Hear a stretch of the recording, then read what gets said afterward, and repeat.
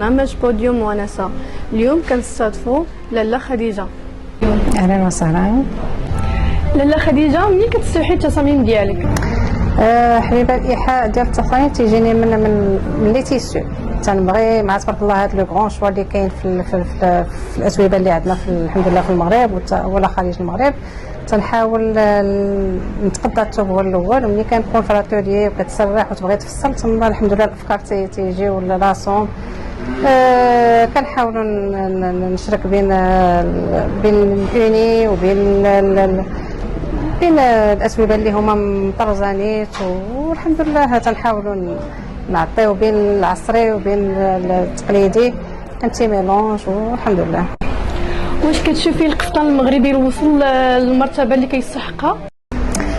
القفطان المغربي ما حد الحمد لله هاد لا جينيراسيون اللي ما حدا غادي وهي كتبدع، وما حد هاد الشباب الحمد لله تيجتهدوا تيعطيو مسائل زوينه وتيخلطوا بين الاصاله وبين المعاصره. ما عمره ما غادي يوصل هذا الحمد لله. ما حدو غادي هو في الرقي، وما حدو غادي هو في يمكن لينا نشوفوا التصاميم ديالك؟ مرحبا، تفضل معايا.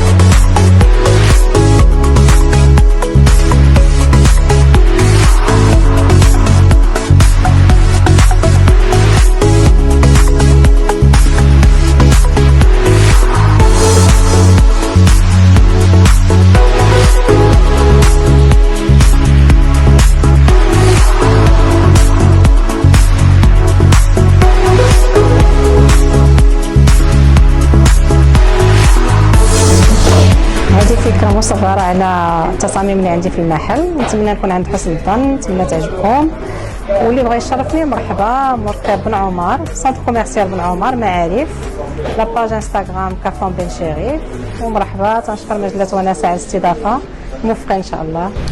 شكرا لك لاله خديجه مرة أخرى. وصلنا إلى نهاية هذه الحلقة، إلى الحلقة القادمة إن شاء الله.